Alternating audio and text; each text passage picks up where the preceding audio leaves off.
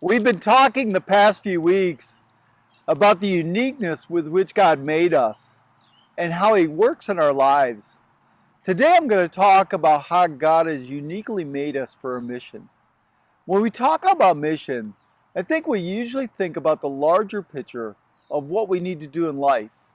But we need to realize that mission can be smaller events that God calls us into as well. Tucked at the end of a passage that talks about how the grace of God has saved us and moved us from a kingdom of death to a kingdom of life in Christ Jesus is this amazing verse that talks about the unique mission that God has called us to. In Ephesians 2, 8 through 10, it says this: "For by grace you've been saved through faith, and this is not your own doing, it's a gift of God, not a result of works, so that no one may boast. For we are His workmanship, created in Christ Jesus for good works, which God prepared beforehand that we should walk in." Notice how verse 10 starts out talking about how we're God's workmanship. Or some authors have said, we are His work of art. This has more to do with the masterpiece that we are as His new creations in Christ. However, when you combine this with the sense that each of us are uniquely made, with the fact that He's created us as a masterpiece in Christ, it's absolutely amazing. We're God's workmanship on every level, from how we were knit together in our mother's womb to how He's transformed us from spiritually dead to alive.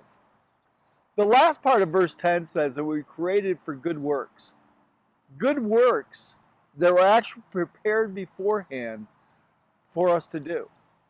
Good works don't save us, but once we're saved, good works are something that we were created to do. In a very real sense, there are specific works that we were prepared in advance for us to do. There's a story that happened in my life ages ago that for me vividly illustrates how God uses our uniqueness in these works. The background of the story is how Laura and I were at a Cru conference, a Cru student conference in Philadelphia.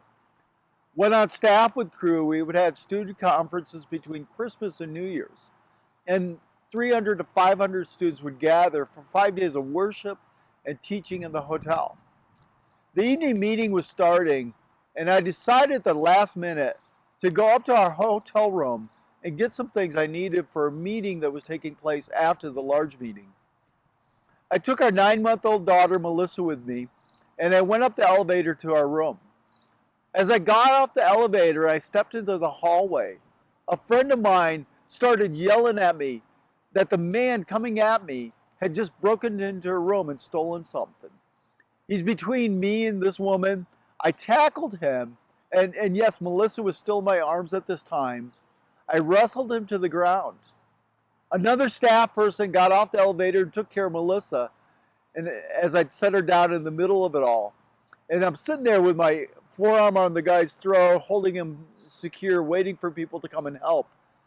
The guy had stolen a credit card from her room, and he was actually wanted by the federal marshals for a robbery spree up and down the East Coast. I often think of that time as God looking to see whose available personnel were, and what were the characteristics of the different personnel. I played football and I wrestled, and I had the exact characteristics He needed to help in this situation. I believe that He has works that all of us are called into that are matched for the task He has. What an incredible opportunity we have to be God's agents, to have missions that He's prepared for us to do, works that He's prepared for us to step into. What an incredible privilege we have.